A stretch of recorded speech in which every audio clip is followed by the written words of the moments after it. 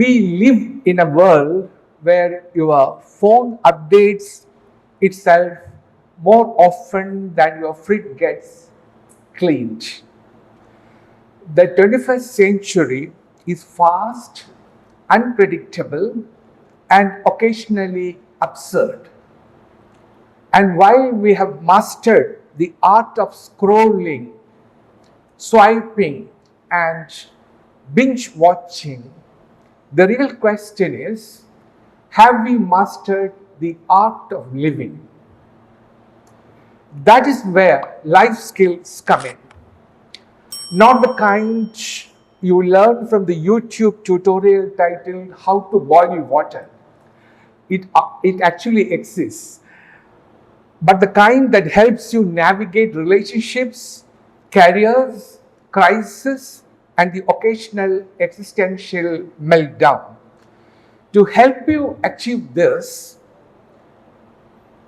my friends, Dr. A. Radhakrishnan Nair, Dr. Gauri Hardarkar, and Dr.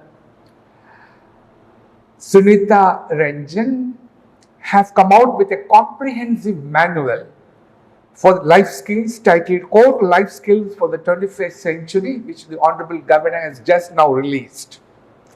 At the very outset, let me congratulate the authors for bringing out such a comprehensive book.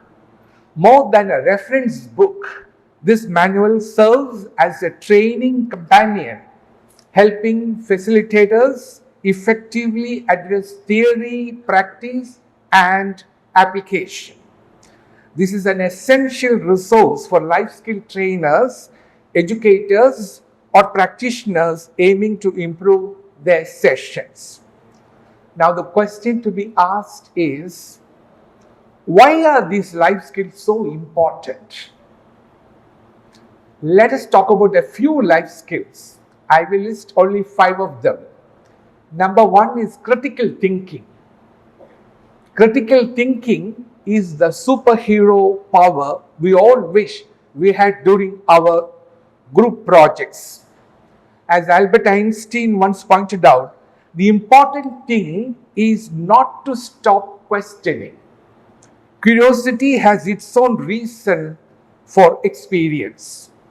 So let us channel our inner Sherlock Holmes and question everything. Why we still use fax machines in some offices. In today's world of viral misinformation and deep states, critical thinking is not an optional, it is survival. The second is communication. Recently, I visited a private college engineering college in Kerala to deliver the keynote address on their graduation day. Prior to the address, I was taken around the college premises. It was like a guided tour which you generally undertake when you go to China. And just prior to the speech, they took me around and they showed me a room called the Innovation Room.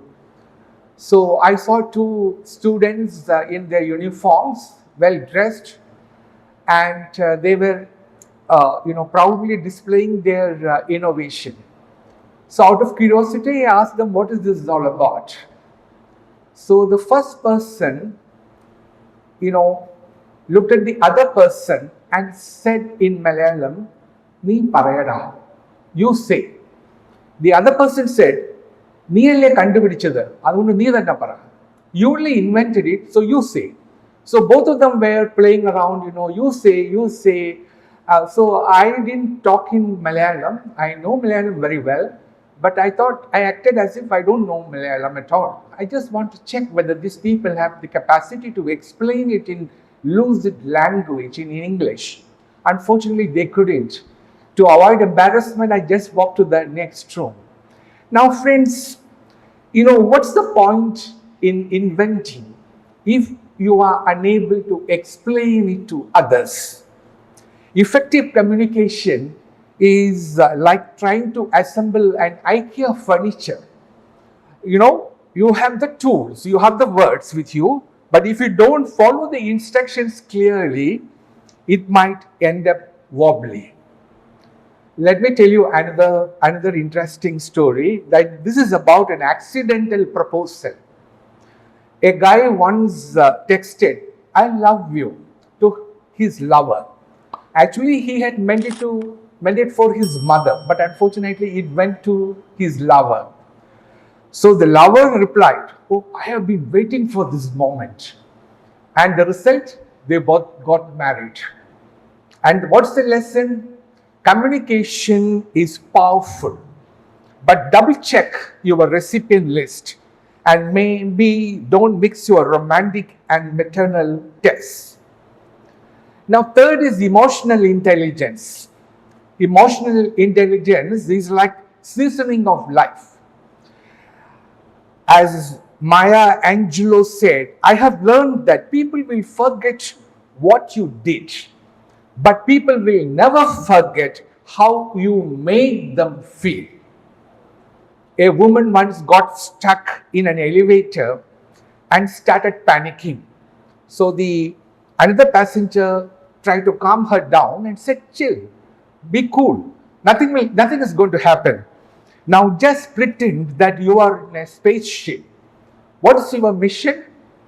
And they spent the next 1 hour, role playing as astronauts.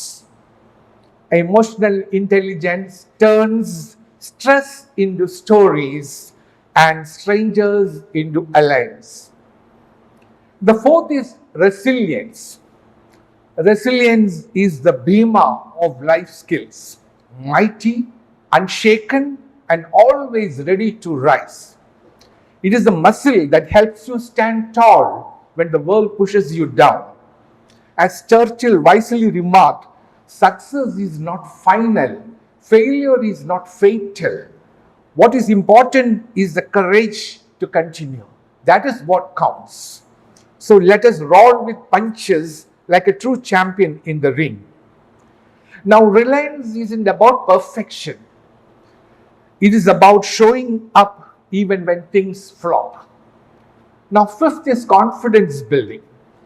Friends, I'm a person who gets plenty of invites to go to schools to talk to the children, and I always welcome such invites with both hands. Now, after a 20-minute speech, you invite the students for interaction, and generally no one will come forward, and it is such a disheartening experience because the children lack the confidence to speak in public. One of the significant problems of today's education system is the lack of proper grooming. Parents are too busy to spend time grooming their children. Teachers are too busy to ensure that students achieve higher grades, and management is too busy on achieving 100% pass. The net result of all this is the haphazard growth of education. The children may be academically bright, but they are mentally weak. They lack confidence, they lack self-assurance, they lack independence and responsibility. I am reminded of a beautiful children's poem about confidence. Let me quote this poem. "Vadigandal pedi kuttana, adigondal pedi, vedipettumbol pedi kuttana, idivettumbol pedi. Vadigandal pedi kuttana, adigondal pedi, vedipettumbol pedi kuttana, idivettumbol pedi. പേടിത്തൊണ്ടൻ കുട്ടനൊരിക്കൽ പേടിച്ചങ്ങനെ കരയുമ്പോൾ ഓടിച്ചെന്നവൻ അമ്മ കൊടുത്തു കേടില്ലാത്തൊരു കണ്ണാടി. കരയും തന്നുടെ മുഖമൊരു വട്ടം കണ്ടേൽ പിന്നെ കരയില്ല. വടി കണ്ടാലും കരയില്ല, അടികൊണ്ടാലും കരയില്ല, വെടിപൊട്ടിയാലും ഇടിവെട്ടിയാലും കുട്ടൻ പൊട്ടിക്കരയില്ല. For those of you who don't understand Malayalam and also the Honorable Governor, let me translate this into English. Little Kutan was a timid soul, scared of thunder's mighty roll. A cane could make him quake and cry, and crackers sent him running shy. One stormy day he sobbed in fear. His mother gently drew him near. She handed him a mirror bright. Look inside and find your might. He peeked and saw a brave young face. Not a trace of fear, just quiet grace. From that day onwards, he stood tall. No cane, no thunder could make him fall. Now, friends, building confidence in our children is of critical importance. We need to make them confident and responsible citizens of the future. It is with these aims that we launched a pet project of mine called Bhaavika, which is a student enrichment program. Your Excellency, your predecessor in office, Dr. Arif Mohammad Khan, only inaugurated this program in 2023. With noble intentions and unwavering desire to shape the future, we embarked on this path. Our hands held nothing but hope, yet we climbed steadily towards success. Our report card today bears witness to our commitment. In the first year, we had 10,000 students. In the second year, that rose to 80,000. And today, as we begin our third edition, we have more than 1 lakh students under our umbrella. Among them, more than 51% hail from economically weaker sections. It is a testament to the unwavering commitment to inclusion. Why did we start this project? As been explained already by both the former vice chancellors, our education system, like a well-rehearsed play, places marks on a pedestal. It celebrates the highest scorers, the A+ achievers, and the relentless pursuit of numerical validation. But let us pause and reflect. What lies beneath this glittering surface? There are certain pitfalls which we need to acknowledge. One is the dehumanization of learning. In our race for grades, we often forget that education is not a transaction, it is a transformation. Education is not preparation for life, it is life itself. It is about nurturing minds, igniting curiosity, and fostering empathy. Yet we reduce it to a mere exchange of answers for points.